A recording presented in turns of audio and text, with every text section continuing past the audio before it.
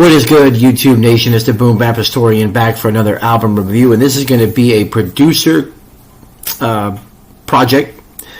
This is our producer out of Calgary, Alberta. This album came out 2/21/25, so it's been out for roughly almost about a month now. And this is the new project, The Way Home, from Fuzzy Ed. This is a pretty dope project. It's very short listen. You got tracks, and then in between that you got some instrumentals. So it only clocks in, I don't know if he even wrote it.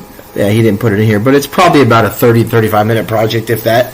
The instrumentals are basically like a minute and 30 to a minute and 55. And then in between there is usually one or two tracks of various MCs, and the MCs that are lined up on this project are really, really dope. So I'm going to go through the track listing as usual. It clocks in at 14 tracks.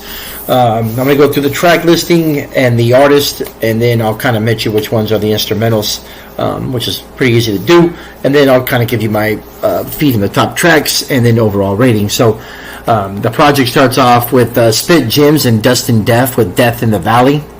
Finders Keepers, Treasures featuring Strike. Long Ago, which is an instrumental. Beautiful featuring Solomon Child and Tone Spliff. Tarot Cards, which I believe is an instrumental. In Vino Vierta, which is Solomon Childs and G-Fam Black. Sacred Ritual, which is an instrumental. North Face Season featuring Suicide Kings. Along the Tracks, I believe that's an instrumental. The Talking Forest, Lu Chin Chin. Memories on VHS, which is an instrumental. Fragments of Life featuring Copyright and Tone Spliff. And then the album finishes with Roads of the Lost, James DeMota.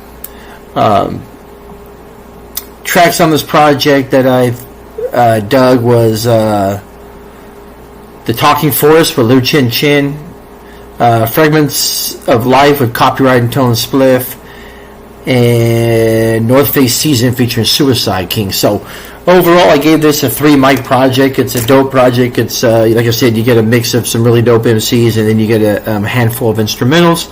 So you're not an instrumental guy, you can skip over to the tracks with the MCs that are featured. He does have a pretty solid lineup of some dope MCs. A few that I haven't heard, like Dustin Dev.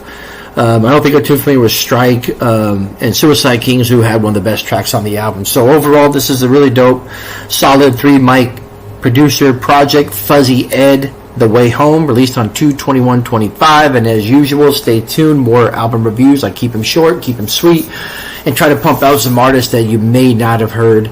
Or if you have heard, just like and subscribe and hit me up, right? Peace.